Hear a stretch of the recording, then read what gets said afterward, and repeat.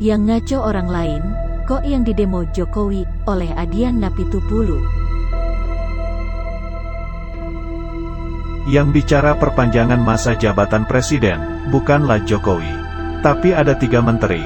Lalu kenapa yang didemo Jokowi, bukan para menteri itu? Ada 3 ketua partai yang bicara perpanjangan masa jabatan presiden. Tapi sekali lagi kenapa yang didemo Jokowi, bukan 3 partai itu? Yang bicara presiden 3 periode itu salah satu lembaga survei, dan salah satu kader partai. Tapi kenapa yang didemo Jokowi, bukan lembaga survei atau kantor partai? Untuk merealisasikan perpanjangan ataupun merubah dari 2 periode menjadi 3 periode. Kewenangannya ada di Senayan, bukan di Istana. Tapi kenapa yang didemo justru Istana, bukan Senayan? Yang mengatakan tidak berminat 3 periode adalah Jokowi.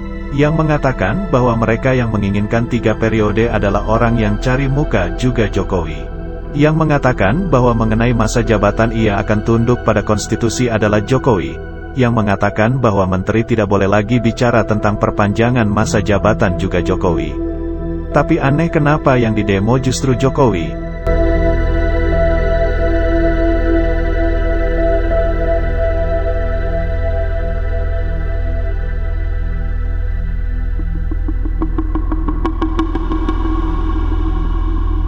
Kalau kita tanya kenapa yang didemo Jokowi, maka kita akan masuk pada ruang perdebatan dengan argumentasi yang tidak jauh dari asumsi terhadap perasaan Jokowi.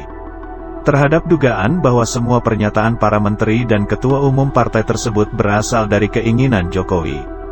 Para insan terpelajar dan intelektual itu kemudian tidak lagi mengkaji apa yang dikatakan tapi menganalisa perasaan, mendiskusikan keinginan dalam hati Jokowi bukan pernyataan yang disampaikan. Wacana perpanjangan maupun 3 periode tersebut membuat banyak orang menjadi gelisah lalu sibuk menganalisa perasaan dan keinginan Jokowi. Karena menganalisa rasa tidak punya alat ukur maka sebagian mahasiswa konon berencana demo besar-besaran ke istana tanggal 11 April nanti. Nah kalau situasi sudah seperti ini kemana para menteri dan ketua partai yang melemparkan wacana itu? Kenapa semua tiba-tiba menjadi diam dan seolah membiarkan semua dampak dari ide dan wacana yang mereka lemparkan ditanggung akibatnya sendirian oleh Jokowi? Tidak ada satupun dari pemilik wacana yang berteriak lantang pasang badan berkata, "Demo kami, jangan Jokowi, demo ke tempat saya, jangan ke istana." Cerita belum berakhir. Di sosial media baik WhatsApp, TikTok muncul beragam narasi tuntutan yang berkembang. Tidak lagi soal wacana perpanjangan maupun 3 periode belaka. Sekarang bahkan ada poster atas nama mahasiswa yang isinya menuntut agar Jokowi mundur dari jabatan presiden. Untunglah mahasiswa segera membantah bahwa tuntutan Jokowi mundur bukanlah tuntutan mahasiswa dan poster itu hoaks belaka. Nah lalu tuntutan Jokowi mundur itu tuntutan siapa dong? Lalu yang membuat poster hoaks itu siapa dong? Di pemerintah ada yang lempar wacana lalu sembunyi. Di rencana demo juga ada yang lempar poster lalu sembunyi.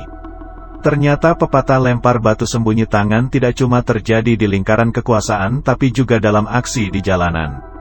Mau dimanapun itu, istana maupun jalanan, sepertinya para pelempar batu sembunyi tangan, itu mungkin selalu ada walau dilakukan orang yang berbeda namun berangkat dari motif yang sama yaitu, duduk di lingkaran kekuasaan. Ada yang ingin kekuasaan melalui perpanjangan masa jabatan, ada juga yang melalui penggulingan kekuasaan. Kalau berangkat dari cerita lempar batu sembunyi tangan, maka tidak presiden tidak juga mahasiswa saat ini jangan-jangan sama-sama sedang menjadi korban klaim. Kalau benar begitu, mungkin ada baiknya Presiden Jokowi dan mahasiswa duduk ngopi bareng di tepi Danau Lebakwangi sambil bakar ikan dan main gitar di bawah rembulan. Kopi mungkin tidak menjanjikan apa-apa. Tapi semoga bisa membuat kita duduk bersama. Gitar juga tak bisa menyelesaikan masalah tapi setidaknya bisa membuat kita bernyanyi bersama tentang cinta kita pada Indonesia.